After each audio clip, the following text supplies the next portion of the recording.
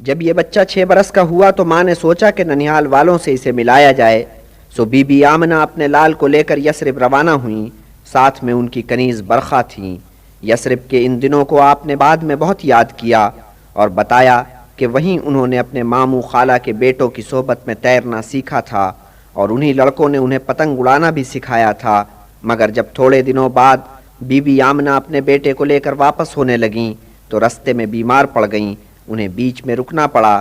کارواں انہیں چھوڑ کر مکہ کی طرف روانہ ہوا، وہ چند دن بیمار رہیں اور انتقال کر گئیں۔ یہ نیک بچہ یثرب اور مکہ کے بیچ اپنی ماں کے سائے سے محروم ہوا، اب نہ اس کے سر پر باپ کا سایہ تھا نہ ماں کا آنچل تھا۔ برخا نے بیماری میں اسے بہت دلاسا دیا تھا اور جیسے تیسے کر کے اسے مکہ لائی۔ اب ہمارے ننھے حضور براہ راست دادا جان کے سائے میں تھے اور دادا نے پوتے کو بیٹوں سے بڑھ کر جانا۔ حضرت عبد المطلب کعبہ کے قرب میں بہت خوش رہتے تھے، سو ان کے گھر والے ان کے لیے روز کعبہ کی دیوار تلے مسند بچھا دیتے تھے، اور ان کا اتنا روب داب تھا کہ کسی بیٹے کی یہ مجال نہیں تھی کہ مسند پر ان کے پاس آ کر بیٹھ جائے، مگر پوتا بلا تکلف دادا کے قریب مسند پہ جا بیٹھتا۔ بیٹے ان سے کہتے کہ الگ ہٹ کر بیٹھو تو عبد المطلب کہتے کہ نہیں نہیں، اسے میرے پاس بیٹھا رہنے دو، خدا کی قسم ایک عظیم مستقبل اس کا منتظر ہے۔ دادا پوتا روز ہی ساتھ ساتھ نظر آتے، کبھی ہاتھ میں ہاتھ ڈالے کعبہ میں گھوم پھر رہے ہیں، کبھی مکہ کی کسی گلی کسی کوچے میں گشت کر رہے ہیں، اور تو اور عبد المطلب اپنے پوتے کو اپنے ساتھ ندوہ میں بھی لے جاتے، جہاں قریش کے گنے چنے 40 بوڑھے سر جوڑ کر بیٹھتے اور مکہ کے معاملات و مسائل پر غور و فکر کرتے۔ یہ 80 برس کا بوڑھا ہر مسئلے کے بارے میں اپنے 7 سالہ پوتے سے ضرور پوچھتا کہ بیٹے تم اس بارے میں کیا کہتے ہو، اور جب ندوہ کے اکابرین عبد المطلب سے ان کے پوتے کے بارے میں کچھ پوچھتے تو وہ کہتے کہ خدا کی قسم ایک عظیم مستقبل اس بچے کا منتظر ہے۔ مگر ماں کو مرے ابھی 2 سال ہوئے تھے کہ دادا کی بھی آنکھ بند ہو گئی۔ مرتے وقت اس بزرگ نے بچے کا ہاتھ ابو طالب کے ہاتھ میں پکڑایا کہ وہ عبداللہ کے سگے بھائی تھے، اور ابو طالب نے بھتیجے پر دادا سے بڑھ کر شفقت کی۔ اس بزرگ نے بھتیجے کو بیٹوں کے برابر جانا، اور ان کی زوجہ فاطمہ نے ان سے اتنا پیار کیا کہ وہ ماں کا غم بھول گئے۔ فاطمہ بھی ہاشم کی پوتی تھیں۔ ان کے بیٹے اسد کی بیٹی جو عبد المطلب کے سوتیلے بھائی تھے، اور آن حضرت کو اکثر ان کی یاد آتی، فرمایا کرتے تھے کہ اس نیک بی بی نے مجھ سے اتنی محبت کی کہ ان کے اپنے بیٹے بے شک بھوکے رہ جائیں مجھے بھوکا نہیں دیکھ سکتی تھیں۔ واقعہ یوں ہے کہ آخری ایام میں عبد المطلب کے مالی حالات اچھے نہیں رہے تھے۔ بیٹوں کے لیے جو انہوں نے اثاثہ چھوڑا وہ بہت معمولی تھا۔ ان کے بعض بیٹوں نے اپنے زور بازو سے دولت کما لی تھی، مثلاً ابو لہب نے، مگر ابو طالب غریب آدمی تھے تو بھتیجے کو اپنے اخراجات پورے کرنے کے لیے محنت مزدوری کرنی پڑتی تھی۔ زیادہ تر بھیڑ بکریاں چرایا کرتے تھے۔ اس مشغلے میں ان کا زیادہ وقت پہاڑیوں پر گزرتا تھا۔ دن دن بھر وہ اکیلے بکریوں کے ساتھ مکہ کے ارد گرد پھیلی ہوئی پہاڑیوں پر گھومتے رہتے تھے۔ کبھی کبھی ابو طالب انہیں اپنے ہمراہ سفر پر لے جاتے، اور ایک دفعہ جب حضور 9 کے سن میں تھے اور بعض روایات کے مطابق 12 کے سن میں تھے تو ابو طالب انہیں لے کر ایک تجارتی قافلے کے ساتھ شام تک گئے۔ جہاں مکہ سے چلنے والے قافلے بالعموم پڑاؤ کیا کرتے تھے، اس سے قریب ہی بصرہ نام کا مقام تھا جہاں عیسائی راہبوں کی ایک پرانی کٹیا تھی۔ کتنے زمانے سے یہ کٹیا راہبوں سے آباد چلی آتی تھی۔ ایک راہب کی آنکھ بند ہونے لگتی تو وہ دوسرے راہب کو اس کٹیا میں بسر کرنے کی اجازت دیتا۔ جب وہ مرنے لگتا تو اپنی جگہ دوسرے راہب کو بٹھاتا اور آنکھ بند کر لیتا۔ جو راہب کٹیا میں جگہ سنبھالتا تھا وہ ان سب چیزوں کا وارث ٹھہرتا جو اس کٹیا میں ہوتیں۔ ان چیزوں میں چند پرانے مخطوطات بھی تھے جن میں یہ خبر دی گئی تھی کہ عربوں میں ایک پیغمبر کا ظہور ہوگا۔ ان دنوں بحیرہ نامی راہب یہاں بسر کرتا تھا اور وہ ان مخطوطات میں بہت درک رکھتا تھا۔ بحیرہ راہب ویسے تو برسوں سے عرب قافلوں کو دیکھتا چلا آ رہا تھا۔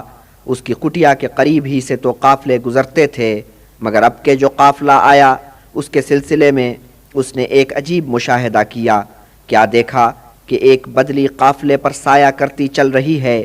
پھر جب وہ قافلہ رکا تو اس نے دیکھا کہ وہ بادل کا ٹکڑا بھی عین ان کے سروں پر آ کر ٹھہر گیا ہے، اور ساتھ ہی یہ دیکھا کہ جس درخت کے سائے میں اس قافلے نے پڑاؤ کیا ہے اس کی شاخیں بھی ان کے سروں پر جھک آئی ہیں۔ بحیرہ یہ عالم دیکھ کر سوچ میں پڑ گیا۔ اس کے علم میں یہ بات تھی کہ کوئی بڑی روحانی شخصیت ہو تب ہی ایسے آثار پیدا ہوتے ہیں۔ اس عالم حیرت میں اسے ظہور کرنے والے پیغمبر کا خیال آیا، اور اس نے حیران ہو کر سوچا کہ کیا واقعی جس پیغمبر کا عربوں میں ظہور ہونا تھا اس کا ظہور ہو گیا ہے۔ اس خیال کے ساتھ وہ چونک پڑا۔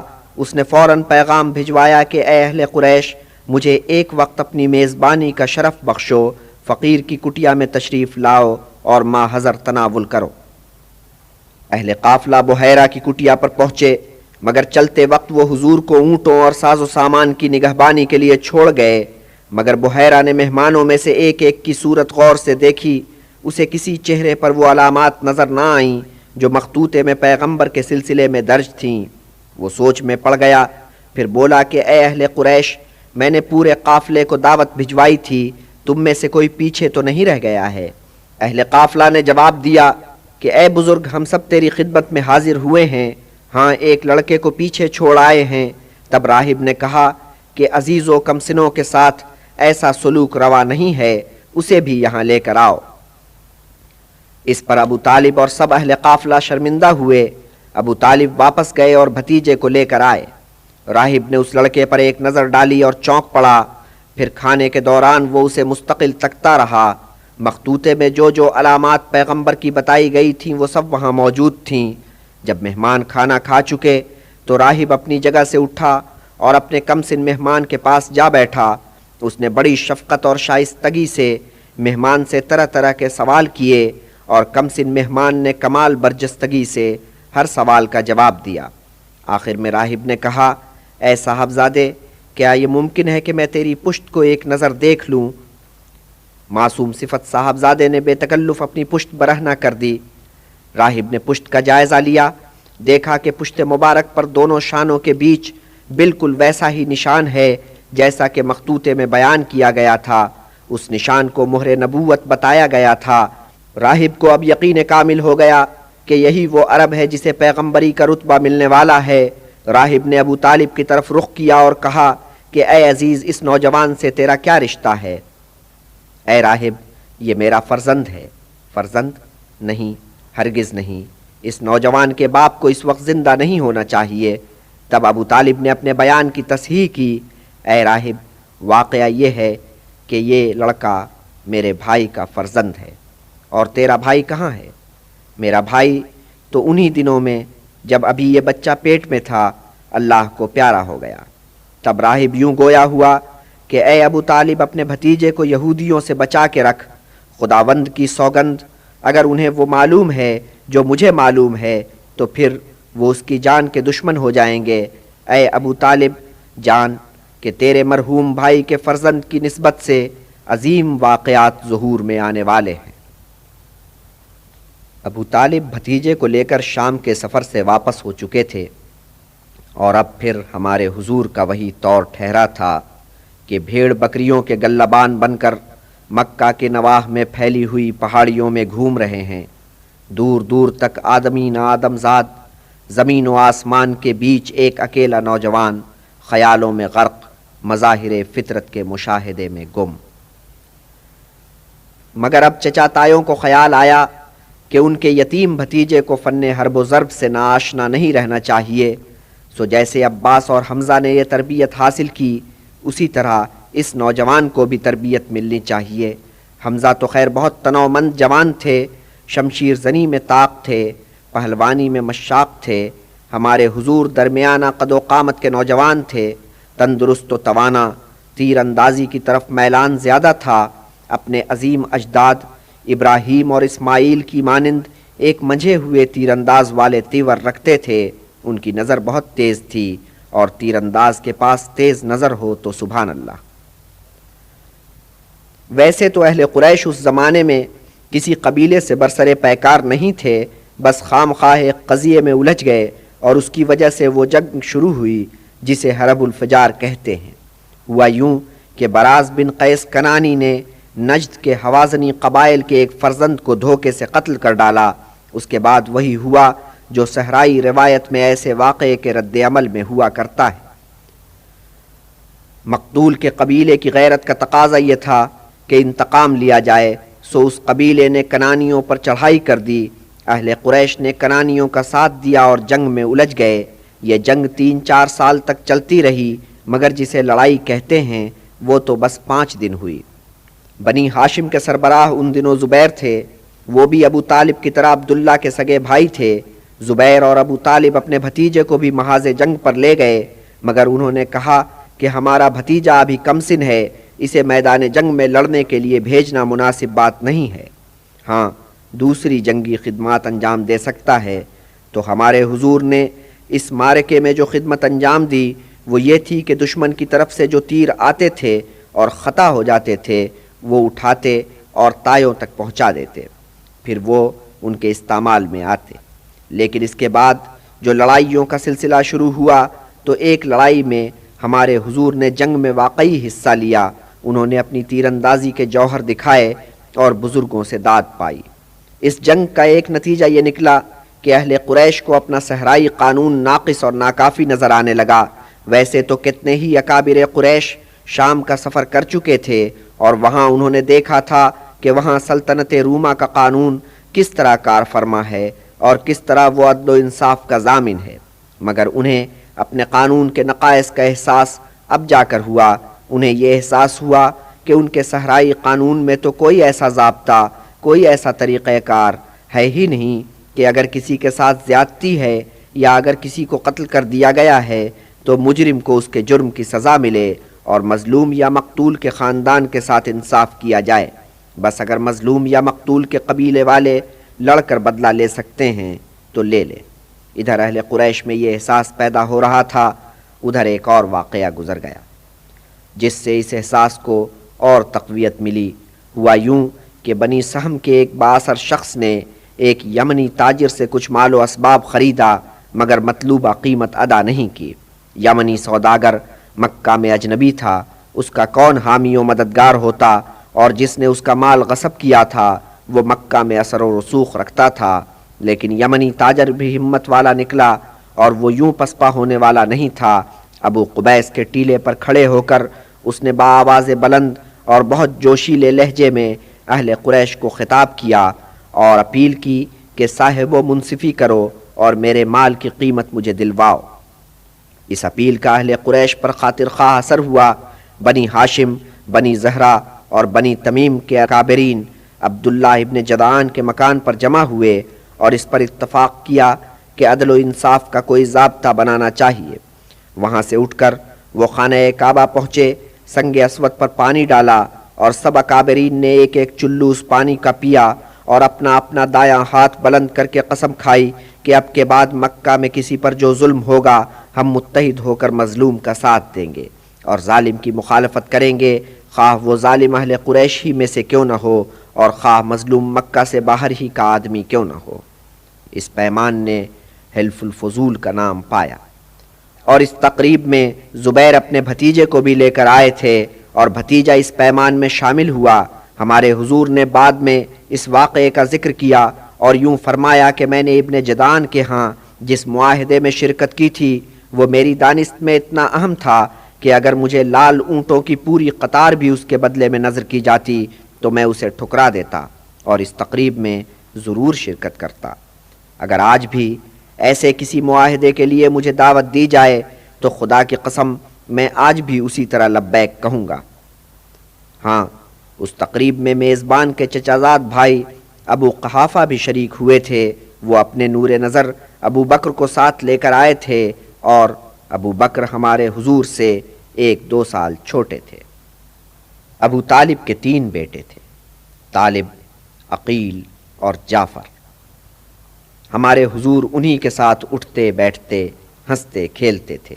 جعفر سے کہ سب سے چھوٹے تھے انہیں زیادہ انس تھا۔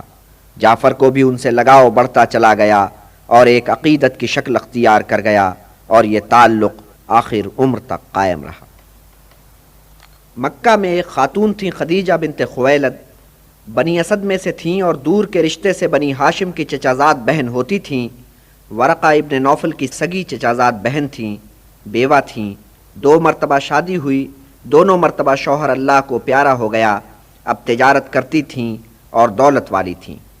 ان کا تجارت کا طریقہ یہ تھا کہ اجرت پر معاملہ طے کر کے کسی شخص کو مال و اسباب حوالے کرتیں جو دیس دیس جا کر ان کا مال فروخت کرتا۔ اس بیوی نے آن حضرت کی ایمانداری اور شرافت کی بہت شہرت سنی تھی۔ ایک دن انہوں نے جناب کو بلا بھیجا اور پیشکش کی کہ میرا مال لے کر شام جاؤ اور فروخت کرو، اب تک اس کام کے لیے جتنی اجرت ادا کرتی چلی آئی ہوں اس کا دگنا ادا کروں گی، میرا غلام میسرہ ساتھ جائے گا۔ آن حضرت نے یہ شرط قبول کر لی، مال و اسباب باندھ میسرہ کو ساتھ لے شام کی طرف روانہ ہوئے۔ جب آپ بصرہ کے قریب پہنچے تو ایک درخت تلے پڑاؤ کیا۔ یہاں سے قریب ہی ایک عیسائی راہب کی کٹیا تھی، نام اس کا ینستر تھا۔ قافلوں کے پڑاؤ بھی تو ان دنوں طے شدہ ہوا کرتے تھے، تو شاید یہ مقام وہی تھا جہاں حضرت نے اب سے 15 برس پہلے قافلے کے ساتھ پڑاؤ کیا تھا، اور عجب نہیں کہ یہ وہی کٹیا ہو جہاں ان دنوں بحیرہ راہب کا بسیرا تھا۔ شاید اب وہ اس دنیا میں نہیں تھا، اس کی جگہ دوسرا راہب دھونی رمائے بیٹھا تھا، مگر ہمیں تو وہی معلوم ہے جو میسرہ نے بیان کیا۔ اور میسرہ نے یوں بیان کیا کہ راہب کٹیا سے نکل کر آیا اور مجھ سے پوچھنے لگا کہ درخت کے نیچے یہ کون شخص بیٹھا ہے؟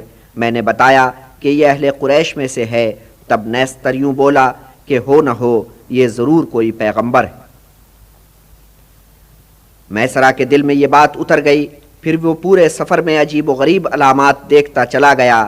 ایک دن دھوپ میں چلتے ہوئے اس نے دیکھا کہ 2 فرشتے فضا میں معلق ہیں اور حضور پر سایہ کر رہے ہیں۔ خیر، سفر بخیر و خوبی تمام ہوا۔ حضرت بی بی خدیجہ کے گھر پہنچے اور ان کا مال بیچ کر جو مال خریدا تھا اس کا حساب پیش کیا۔ میسرہ سفر سے واپس آیا تو اس نے بی بی سے اپنے مشاہدات بیان کیے اور راہب نے جو کہا تھا وہ بھی سنایا۔ خدیجہ بی بی فوراً ورقہ ابن نوفل کے پاس پہنچیں اور جو میسرہ سے سنا تھا وہ بھائی کو سنایا، اور ورقہ نے سارا کچھ سن کر یوں کہا کہ اے بہن، اگر یہ بیان صحیح ہے تو پھر جان لے کہ محمد ہمارے پیغمبر ہیں۔ مجھے تو بہت پہلے سے پتا تھا کہ ایک پیغمبر کا ظہور ہونے والا ہے اور ظہور کا وقت آن پہنچا ہے۔ خدیجہ بی بی نے جب ورقہ ابن نوفل سے یہ بات سنی تو حضور کو نکاح کا پیغام بھیجا اور حضور نے قبول فرما لیا۔ اس سے خدیجہ بی بی خوشی سے پھولی نہ سماتی تھیں۔ انہوں نے حضرت کو بلوایا، ان کی امانت و دیانت کی، ان کی صداقت شعاری کی، ان کی پاک دامانی کی، لوگوں کے قصے میں ان کے غیر جانبدار رہنے کی تعریف کی، اور اس طرح بی بی خدیجہ کی ہمارے حضور سے شادی ہو گئی۔ تو حضور نے چچا کے گھر کو سلام کیا اور خدیجہ بی بی کے گھر جا کر قیام کیا۔ خدیجہ بی بی کے گھر کو کہ کب سے خانہ ویراں بنا ہوا تھا 4 چاند لگ گئے، اور بی بی خدیجہ حضرت کی رفیقہ حیات بھی تھیں، دوست بھی تھیں، ان کے خوابوں اور عزائم میں شریک بھی تھیں۔ کتنی مبارک شادی تھی، گھر خوشیوں کا گہوارہ بن گیا۔ لیکن جہاں سکھ ہوتا ہے وہاں دکھ بھی ہوتے ہیں۔ شادی اور غمی کا دنیا میں ہمیشہ سے ساتھ چلا آتا ہے۔ اس شادی کے بعد بی بی خدیجہ کے ہاں 6 بچے پیدا ہوئے، 4 لڑکے 2 لڑکیاں۔ پہلا بتا تھا، ماں کی طرف سے اس کا تعلق تائی قبیلے سے تھا، وہی قبیلہ جس نے حاتم جیسے مرد سخی کو جنم دیا تھا۔ مگر اس نوجوان کی بدقسمتی کہ وہ قزاقوں کے ایک گروہ کے ہاتھ آ گیا اور انہوں نے عکاظ کے میلے میں آ کر اس کی بولی لگا دی۔ بی بی خدیجہ نے اسے خرید لیا۔ اس کا آتا پتہ اس کے باپ کو اس وقت معلوم ہوا جب وہ حضرت کی خدمت میں رہ کر ان کا گرویدہ ہو چکا تھا۔ سو جب اس کا باپ اور چچا اسے لینے کے لیے آئے تو اس نے صاف جواب دے دیا، کہا کہ اب تو حضور ہی میرے مائی باپ ہیں۔ یہ سن کر باپ نے اسے ملامت کی کہ اے میرے بدبخت بیٹے، تو نے آزادی کو چھوڑ کر غلامی کو اپنے لیے چن لیا۔ حضرت نے زید کے باپ کا یہ کلام سنا اور کہا کہ اے عزیز، تو میرے ساتھ خانہ کعبہ میں چل، اور خانہ کعبہ میں پہنچ کر اعلان کیا کہ اے لوگو جو یہاں موجود ہو، گواہ رہنا کہ زید میرا فرزند ہے، میں اس کا وارث ہوں اور وہ میرا وارث ہے۔ اور اس دن کے بعد سے زید بنی ہاشم کا نیا فرزند ٹھہرا اور لوگوں نے اسے زید بن محمد کہنا شروع کر دیا۔ برخا نے آزاد ہونے کے بعد یثرب کے ایک نوجوان سے شادی کر لی اور جلد ہی ایک بیٹے کی ماں بن گئی۔ اس کا نام ایمن رکھا گیا اور اسی نسبت سے برخا اب ام ایمن کہلانے لگیں۔ بی بی خدیجہ کے گھر میں سب سے زیادہ آنا جانا بی بی صفیہ کا تھا۔ بی بی صفیہ آن حضرت کی سب سے کم عمر پھوپھی تھیں، خود آن حضرت سے بھی چھوٹی تھیں۔ وہ آتیں تو ساتھ میں ان کا ننھا بیٹا زبیر بھی آتا، جس کا نام انہوں نے اپنے بڑے بھائی زبیر کے نام پر رکھا تھا۔ سو زبیر اس گھر کے افراد کے ساتھ خوب گھل مل گئے۔ سلمہ کا بھی اس گھر میں بہت آنا جانا تھا، بلکہ وہ تو اس گھر کی فرد سی بن گئی تھیں۔ کبھی کبھی حلیمہ بی بھی آ جایا کرتی تھیں اور بی بی خدیجہ ان کی بہت امداد کرتی تھیں۔ ایک مرتبہ ایسے عالم میں آئیں کہ قحط نے ان کے غلے کو تباہ و برباد کر دیا تھا، اور بی بی خدیجہ نے انہیں 40 بھیڑیں اور 1 اونٹ دے کر رخصت کیا، اور اسی قحط کی بدولت آن حضرت کے گھر میں ایک نئے فرد کا اضافہ ہوا۔ بات یہ تھی کہ ابو طالب کثیر العیال آدمی تھے اور مقدرت اتنی نہیں تھی، پریشان رہتے تھے۔ اب جو قحط پڑا تو ان کی پریشانی میں اور اضافہ ہو گیا۔ آن حضرت نے ان کے حالات کو دیکھ کر ایک تجویز سوچی۔ یہ تجویز لے کر وہ اپنے چچا عباس کے پاس گئے۔ عباس صاحب حیثیت آدمی تھے اور آن حضرت کے ساتھ ان کا خلوص تھا، آخر ساتھ ہی پلے بڑھے تھے۔ عباس کی زوجہ ام الفضل سے بھی انہیں قرب حاصل تھا، یہ چچی انہیں بہت عزیز رکھتی تھیں۔ آپ نے چچا اور چچی کے سامنے اپنی تجویز پیش کی، کہا کہ ہمارے چچا ابو طالب کے مالی حالات کچھ اچھے نہیں اور اولاد کا بار ان پر بہت ہے۔ کیا مذائقہ ہے کہ ہم ان کے حالات کے بہتر ہونے تک ان کے ایک ایک بیٹے کو اپنی کفالت میں لے لیں۔ چچا چچی رضامند ہو گئے۔ پھر آن حضرت اور عباس مل کر ابو طالب کے پاس گئے اور اپنی تجویز ان کے سامنے رکھی۔ ابو طالب بولے کہ چشم ماں روشن دل ماں شاد، بچے تمہارے ہی ہیں، مگر طالب اور عقیل کو میرے پاس چھوڑ دو۔ سو عباس نے جعفر کو اپنی کفالت میں لے لیا، اور اب طالب، عقیل اور جعفر کے بعد ایک بیٹا اور اس گھر میں پیدا ہو گیا تھا، اس کا نام علی تھا۔ یہ بچہ فاطمہ بنت اسد کے بطن سے تھا اور طالب سے کوئی 10 سال چھوٹا تھا۔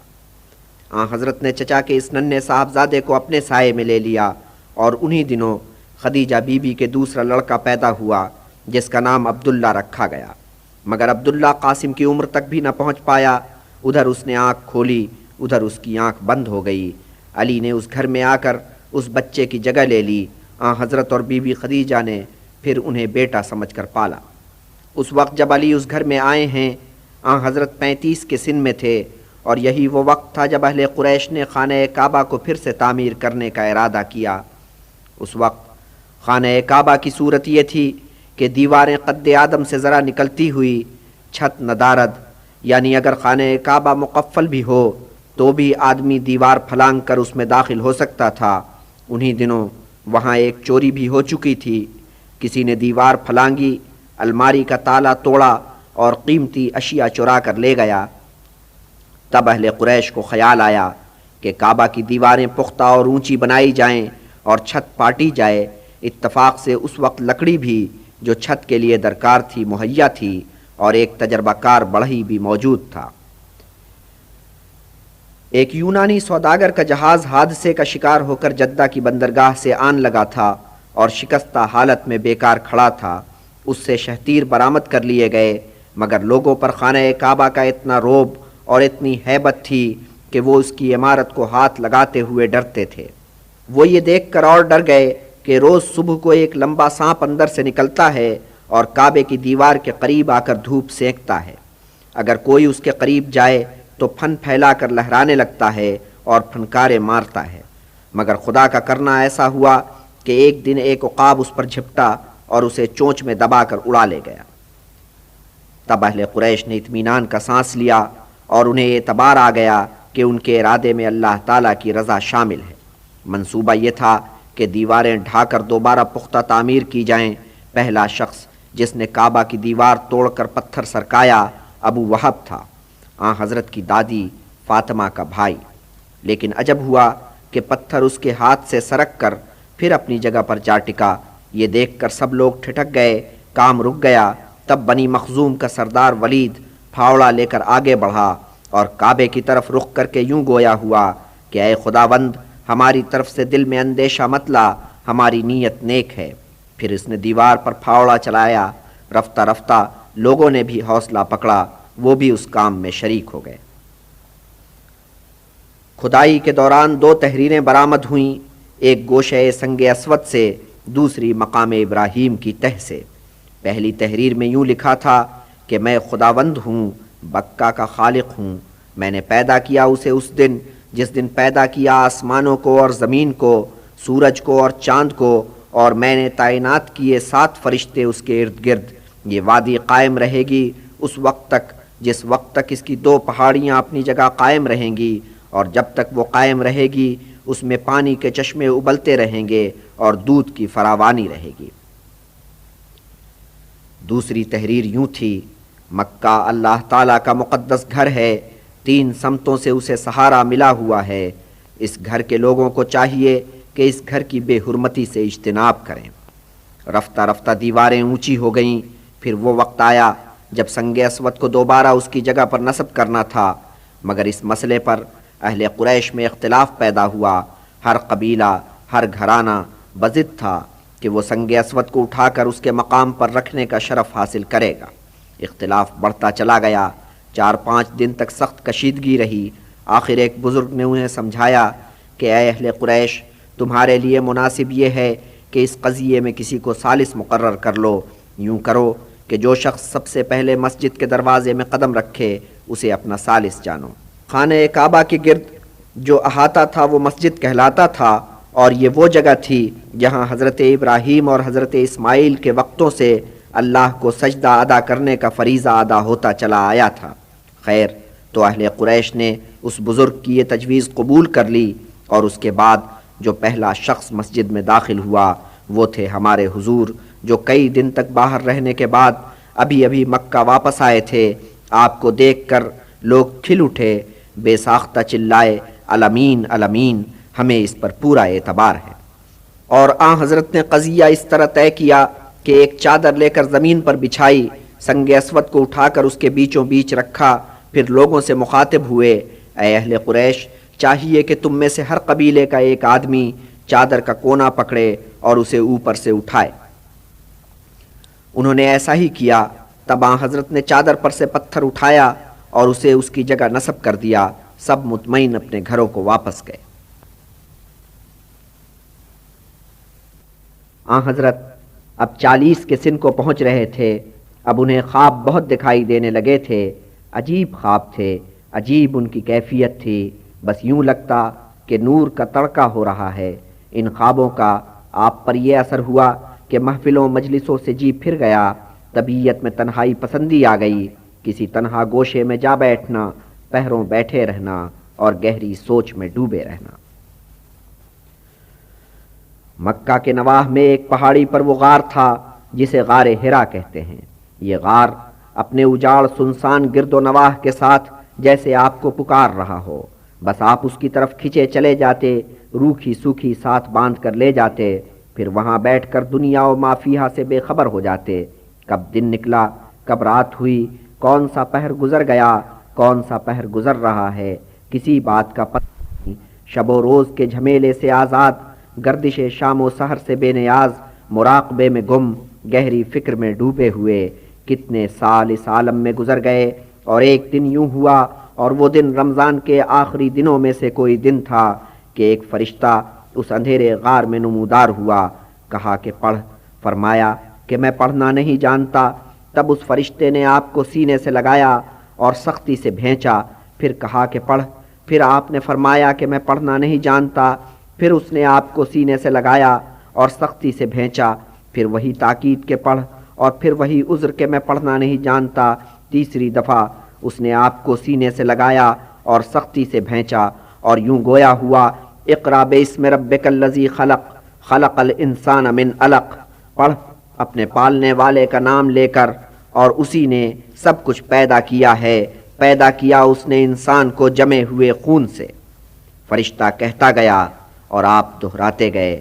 پھر فرشتہ غائب ہو گیا اور فرمایا آن حضرت نے کہ مجھے یوں لگا کہ جیسے یہ لفظ میرے دل پر نقش ہو گئے ہیں، اور حیران ہوئے آن حضرت کہ یہ کیسی واردات تھی۔ ایک روب نے آپ کو آ لیا اور آپ غار سے نکلے اور چلے تیز تیز اس مقام سے، اور ابھی وہ پہاڑی سے اترے نہ تھے کہ بلندی سے ایک آواز آئی، اے محمد، آپ خدا کے پیغمبر ہیں اور میں جبرائیل ہوں۔ آپ نے اوپر نظر کی، دیکھا کہ وہی شخص ہے جو غار میں نمودار ہوا تھا، مگر اب اس کا روپ اور ہے، ایک فرشتے کی صورت افق تا افق چھایا ہوا، اور پھر وہی آواز، اے محمد، آپ خدا کے پیغمبر ہیں اور میں جبرائیل ہوں۔ آپ نے نظر پھیر کر دوسری سمت میں دیکھا، اس سمت بھی وہی وجود چھایا نظر آیا، مشرق مغرب شمال جنوب ہر چہار سمت وہی ایک وجود، وہی ایک تجلی چھائی ہوئی تھی۔ آنکھوں میں ایک عظیم حیرت لیے ہوئے آپ نے گھر میں قدم رکھا، مسند پر جا لیٹے، خدیجہ مجھے ڈھانپ دو مجھے۔ خدیجہ نے دیکھا کہ آپ سر سے پیر تک کانپ رہے ہیں، لپک جھپک ایک کمبل لے کر آئیں، آپ کو اڑھا دیا۔ شوہر نامدار کو ایک تشویش کے ساتھ دیکھتی رہیں، مگر پوچھا کچھ نہیں۔ جب روب کا وہ عالم دھیما پڑا تو خود ہی آپ نے بی بی خدیجہ کو پوری واردات سنائی۔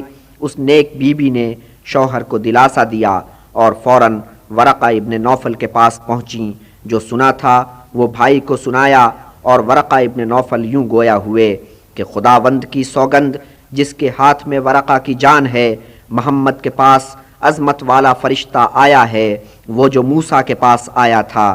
بے شک محمد اس قوم کے لیے پیغمبر بن کر آئے ہیں۔ اور جب آن حضرت غار حرا میں اپنے مراقبے کے دن پورے کر کے خانہ کعبہ گئے اور طواف کرنے کے بعد حاضرین پر نظر ڈالی تو دیکھا کہ ان کے بیچ بینائی سے محروم ورقہ بیٹھے ہیں۔ آپ نے ورقہ کے پاس جا کر سلام کیا اور مزاج پرسی کی، اور ان کے پوچھنے پر پوری واردات سنائی، اور ورقہ نے پھر وہی کہا جو خدیجہ سے کہا تھا، مگر اب ساتھ یہ بھی کہا کہ اے محمد، تجھے کاذب کہا جائے گا، تیرے ساتھ بدسلوکی کی جائے گی، یہ لوگ تیرا مقاطعہ کریں گے اور تجھ سے جنگ کریں گے۔ اگر میں اس وقت تک زندہ رہا تو خدا جانتا ہے کہ میں اس کے مقصد کی حمایت کروں گا۔ اور پھر ورقہ نے آن حضرت کی پیشانی کو بوسہ دیا۔ اور ایک دن یوں ہوا کہ جبرائیل نازل ہوئے، مکہ کی ایک پہاڑی پر اتر کر ٹھوکر ماری جس سے چشمہ ابلنے لگا، بیٹھ کر وضو کیا، نماز ادا کی۔ آن حضرت نے ایک ایک حرکت کو بغور دیکھا کہ کس طرح جبرائیل رکوع میں گئے، کس طرح سجدہ کیا، کس موقع پر اللہ اکبر کہا۔ یوں عبادت کا ایک طور متعین ہو گیا، اور اس کے ساتھ مذہب کی ایک شکل نکھر کر سامنے آ گئی۔ نام اس کا اسلام ٹھہرا۔ سب سے پہلے بی بی خدیجہ نے اسلام قبول کیا، پھر علی نے، زید نے اور ابو بکر نے۔ حضرت علی ابھی 10 کے سن میں تھے، حضرت زید مکہ میں اجنبی تھے۔ ہاں، حضرت ابو بکر کی شہر میں بہت عزت تھی، بہت اثر و رسوخ تھا۔ ان کے وسیلے سے اسلام کا پیغام کتنے ہی لوگوں تک پہنچا، اور کتنوں نے اس دعوت پر لبیک کہا۔ جن لوگوں نے بہت ابتدا میں قبول اسلام کیا، ان میں عمر ابن عوف اور ابو عبیدہ بن جراح ہیں، اور ایسے بھی تھے جنہوں نے کوئی عجب سا خواب دیکھا، اسے بشارت جانا اور آن حضرت کے سامنے جا کر قبول اسلام کر لیا۔ عبد شمس کے قبیلے کے ایک نوجوان خالد نے، کہ بیٹا تھا سعید ابن لاس کا، خواب دیکھا کہ وہ ایک چوٹی پر کھڑا ہے اور نیچے کھائی میں دور تک آگ بھڑک رہی ہے۔ اس کا باپ اسے آگ میں دھکیلنے لگا ہے کہ کسی نے ہاتھوں سے اس کی کمر کو پکڑا اور گرنے سے بچا لیا، اور اس نے دیکھا کہ یہ مبارک ہاتھ محمد ابن عبداللہ کے ہیں۔ خالد دوڑا دوڑا حضرت ابو بکر کے پاس گیا اور اپنے خواب کی تعبیر مانگی۔ حضرت ابو بکر خوابوں کی تعبیر بتانے میں بہت ملکہ رکھتے تھے، اور حضرت ابو بکر نے کہا کہ اے خالد، تیرے خواب کی تعبیر یہ ہے کہ چل اس شخص کے پاس جس نے تجھے بچایا اور اس پر ایمان لا کہ وہ خدا کا رسول ہے۔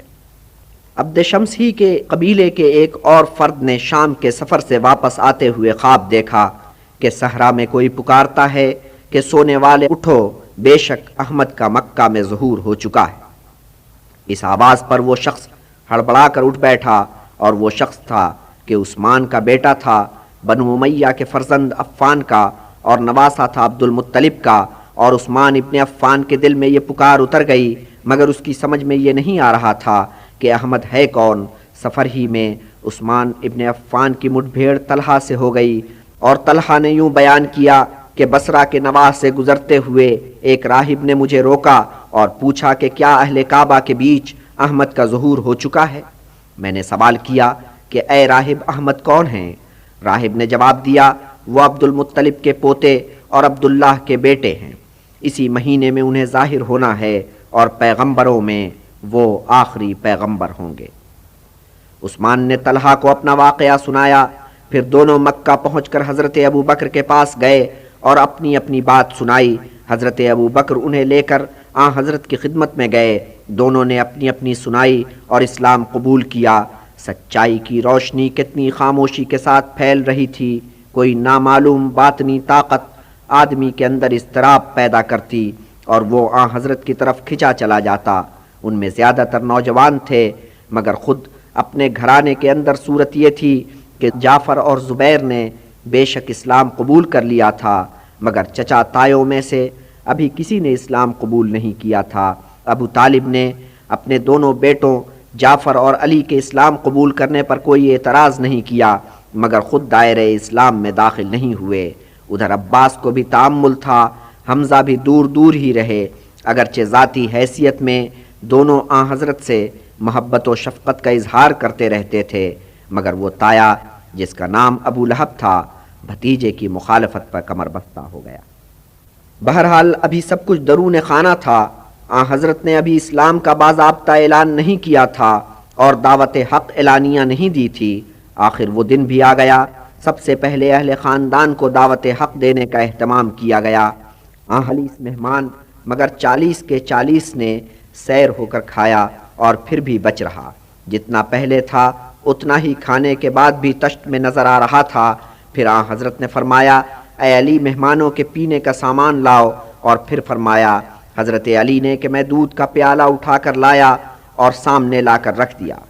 دودھ بس اتنا تھا کہ ایک آدمی 4 گھونٹ لے کر اسے ختم کر سکتا تھا، مگر وہاں سب مہمانوں نے جی بھر کر پیا اور پھر بھی پیالے میں دودھ بچ رہا۔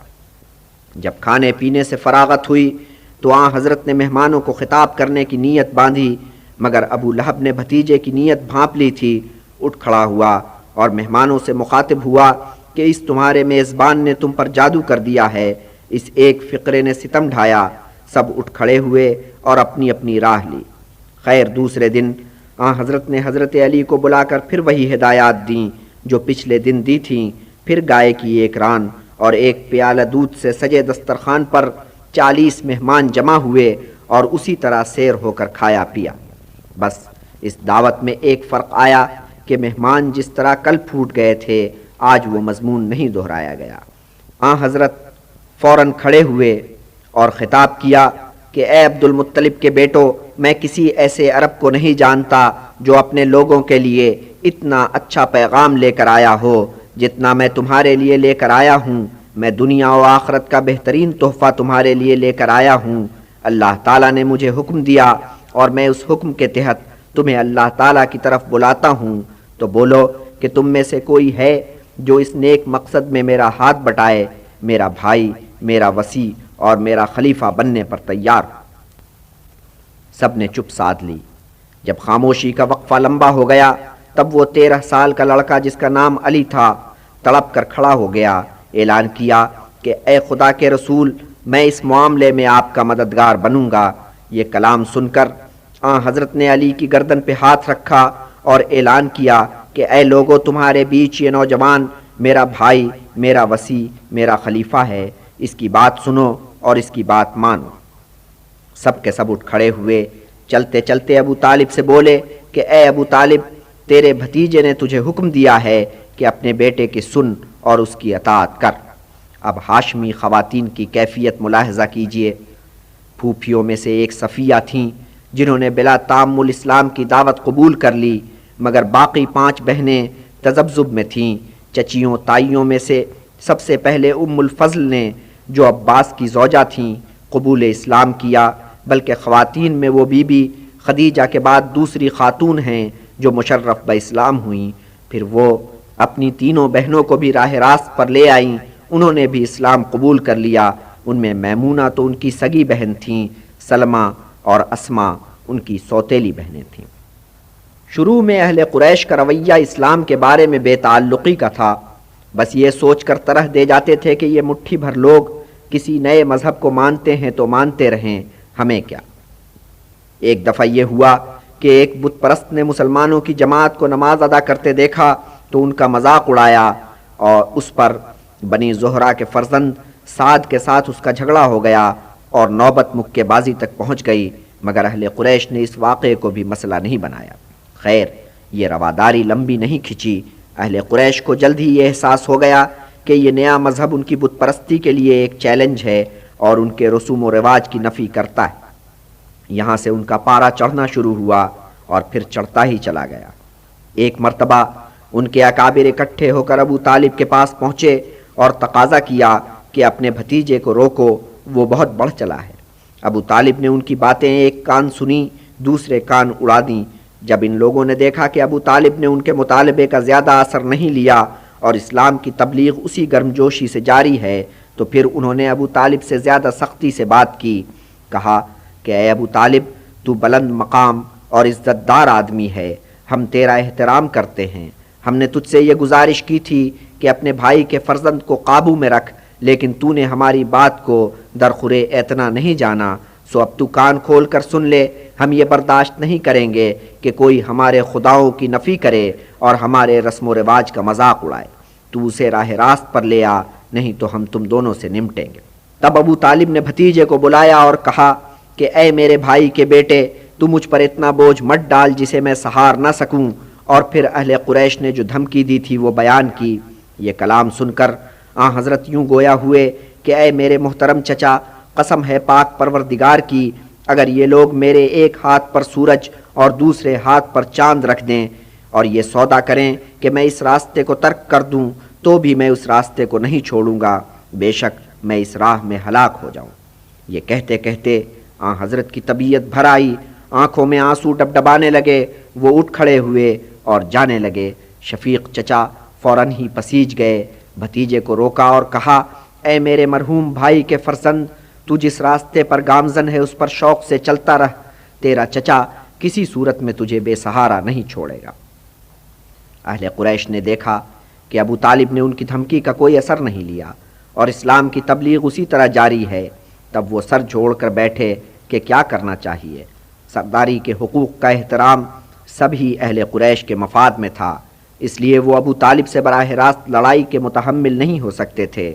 بس انہوں نے یہ طریقہ اختیار کیا کہ اسلام کے حلقہ بگوشوں کو مختلف طریقوں سے ستانے لگے، جس کی کمک پر کوئی قبیلہ نہ ہوتا اسے زیادہ پریشان کرتے۔ جب حج کے دن قریب آئے تو اہل قریش کو بہت فکر لاحق ہوئی۔ انہوں نے سوچا کہ اس موقع پر دور دور سے لوگ اس شہر میں آئیں گے، محمد کو اپنے مذہب کی تبلیغ کا ایک بڑا موقع ہاتھ آئے گا اور ان کے بیان میں اثر ہے، اس لیے پتہ نہیں کتنے لوگوں کو اپنا گرویدہ کر لیں گے اور اپنے مذہب کے دائرے میں لے آئیں گے۔ ولید ابن مغیرہ نے اس کا علاج یہ تجویز کیا کہ جن راستوں سے حاجی آئیں گے ان راستوں پر اپنے آدمی بٹھا دیے جائیں۔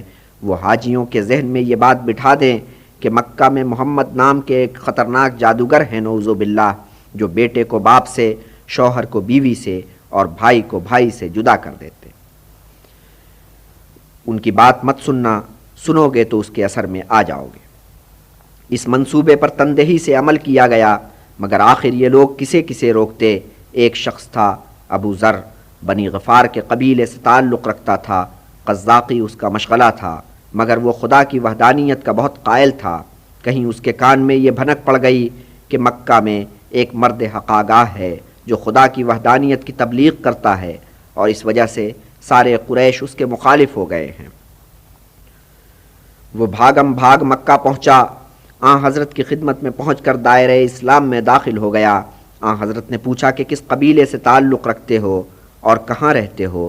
انہوں نے اپنا عطا پتہ بتایا تو حضرت نے تعجب سے انہیں سر سے پیر تک دیکھا کہ وہ تو قزاقوں کے قبیلے سے تعلق رکھتے۔ تأمل کیا، پھر فرمایا بے شک اللہ تعالیٰ جسے چاہتا ہے نیک راہ دکھاتا ہے۔ بنی دوس میں ایک شاعر تھا طفیل ابن عمرو، وہ مکہ جانے لگا تو قریش کے ہرکاروں نے اپنا کام دکھایا اور اس کے دل میں یہ بات بٹھا دی کہ اسے محمد ابن عبداللہ کی باتیں نہیں سننی چاہیے۔ وہ کانوں میں روئی ٹھونس کر خانہ کعبہ پہنچا۔ قسمت کی خوبی دیکھیے کہ جہاں وہ جا کر بیٹھا وہاں قریب ہی حضرت بیٹھے قرآنی آیات کی تلاوت کر رہے تھے۔ کوئی لفظ اس کے کان میں بھی پہنچ گیا۔ آخر شاعر تھا، پھڑک اٹھا، سوچا کہ میں کوئی ناسمجھ آدمی تو ہوں نہیں، پڑھا لکھا آدمی ہوں، شاعر ہوں، مجھے سننا تو چاہیے کہ وہ شخص کیا کہتا ہے۔ صحیح اور غلط میں آخر میں تمیز تو کر سکتا ہوں، یہ غلط بات ہوگی تو میں رد کر دوں گا۔ اس نے کانوں سے روئی نکال کر پھینک دی۔ حضرت کی باتیں توجہ سے سنی اور فوراً ہی ایمان لے آئے۔ یوں نئے عقیدے کی مہک مکہ سے نکلی اور قریب و دور کی بستیوں میں پھیلنے لگی، مگر جہاں یہ نیا عقیدہ سب سے بڑھ کر بحث کا موضوع بنا وہ یثرب کا نخلستانی علاقہ تھا۔ یثرب میں عربوں کے ساتھ ساتھ یہودیوں کی بھی اچھی خاصی آبادی تھی، اور چونکہ یہودی خدا کی وحدانیت کے قائل تھے اس لیے بت پرست عربوں سے سخت بیزار رہتے تھے۔ ان دنوں انہیں ایک نئے پیغمبر کا انتظار تھا۔ ان کے کاہنوں اور ربیوں نے پیشگوئی کر رکھی تھی کہ جلد ہی ایک پیغمبر کا ظہور ہونے والا ہے جو خدا کی وحدانیت کا پیغام دنیا کو دے گا۔ اور جب ان کاہنوں اور ربیوں سے پوچھا جاتا کہ یہ پیغمبر کہاں ظاہر ہوگا تو وہ یمن کی سمت میں اشارہ کر دیتے، اور اسی سمت میں مکہ بھی تھا۔ عربوں کے ان یہودیوں کے ساتھ ہمسائیگی والے تعلقات تھے، سو خدا کی وحدانیت اور حیات بعد الممات کے بارے میں جو ان کے عقائد تھے وہ ان کے کان میں بھی پڑتے رہتے تھے۔ سو جب مکہ سے یہ خبر وہاں پہنچی کہ ایک پیغمبر نے ظہور کیا ہے جو خدا کی وحدانیت کی تبلیغ کرتا ہے تو ان کے کان کھڑے ہوئے۔ ان کے یہاں یہ تجسس پیدا ہوا کہ یہ پیغمبر کون ہے اور اس کی کیا تعلیمات ہیں۔ یہودیوں تک بھی یہ خبر پہنچی، مگر وہ یہ کیسے مان لیتے کہ نیا پیغمبر عربوں میں ظہور کر سکتا ہے۔ خداوند کی برگزیدہ قوم تو وہ اپنے آپ کو جانتے تھے، مگر ایک یہودی ربی نے ابھی انتقال کیا تھا اور اس نے مرتے ہوئے عجیب بات کہی۔ اپنے عقیدت مندوں سے پوچھا کہ عزیزو، میں تو شام کا باسی ہوں، جانتے ہو اس شاد آباد دیس کو چھوڑ کر میں نے یہاں آ کر کیوں پڑاؤ ڈالا؟ عقیدت مندوں نے کہا ہم تو نہیں جانتے، آپ ہی بتائیں۔ اس بزرگ نے کہا کہ اس نواح میں ایک پیغمبر کا ظہور ہونے والا تھا، میں نے سوچا تھا کہ وہ میرے جیتے جی ظاہر ہو جائے گا اور میں اسے دیکھ سکوں گا، مگر افسوس کہ اس وقت جب وہ ظاہر ہونے کو ہے میں دنیا سے سدھار رہا ہوں۔ گویا اس وقت پورا یثرب نئے پیغمبر کے لیے چشم براہ تھا۔ یہودی اپنے حساب سے اس کے منتظر تھے۔ عربوں میں ایک تجسس کی لہر دوڑی ہوئی تھی، وہ حیران تھے اور سوچ رہے تھے کہ کیا ان کے درمیان سے کسی نئے پیغمبر کا ظہور ہونے والا ہے۔ مکہ میں نقشہ اس سے مختلف تھا۔ اہل قریش اپنے پیغمبر سے نالاں تھے، ایک پریشانی کا عالم تھا۔ ان کی بت پرستی کی روایات ایک بڑے خطرے سے دوچار تھیں۔ اسلام کی روشنی آہستہ آہستہ پھیل رہی تھی، دھیرے دھیرے لوگ دائرہ اسلام میں داخل ہوتے جا رہے تھے اور اس کے ساتھ اکابرین قریش کی پریشانی بڑھتی جا رہی تھی۔ ان اکابرین میں بنو مخزوم کا ایک فرزند ابو الحکم تھا، جسے مسلمانوں نے ابو جہل کہنا شروع کر دیا اور پھر وہ اسی نام سے جانا جانے لگا۔ ابو جہل مغیرہ کا پوتا تھا اور ولید کا بھتیجا۔ ولید اپنے قبیلے کا سردار تھا، مگر اب وہ قبر میں پاؤں لٹکائے بیٹھا تھا اور ابو جہل کو یقین تھا کہ اس کے مرنے کے بعد قبیلے کی سرداری اسے ملے گی، اس لیے وہ اسلام کے خلاف کچھ زیادہ ہی سرگرم عمل تھا۔ جن مسلمانوں کو وہ یہ دیکھتا کہ ان کی کمک پر کوئی نہیں ہے انہیں بہت پریشان کرتا۔ اپنے قبیلے کے ایسے کتنے مسلمانوں کا اس نے ناطقہ بند کر رکھا تھا۔ ایک روز اس نے یہ ٹھانی کہ جو شخص اس فتنے کی جڑ ہے اس کی خبر لی جائے۔ اس نیت سے وہ خانہ کعبہ پہنچا، دیکھا کہ حضرت مسجد میں در صفا کے قریب بیٹھے ہیں، بس ان پر برس پڑا، کوئی دقیقہ اٹھا نہیں رکھا، جو منہ میں آیا وہ کہا۔ حضرت نے کمال تحمل کے ساتھ سب کچھ سنا، ایک بات کا جواب نہیں دیا، پھر خاموشی سے اٹھے اور گھر کی طرف روانہ ہو گئے۔ ادھر ابو جہل نے مجمع کے بیچ جا کر جو وہاں جمع تھا شیخی بگھانی کہ دیکھو میں نے محمد کے ساتھ کیا کیا، اور سب نے خوشی سے بغلیں بجائیں۔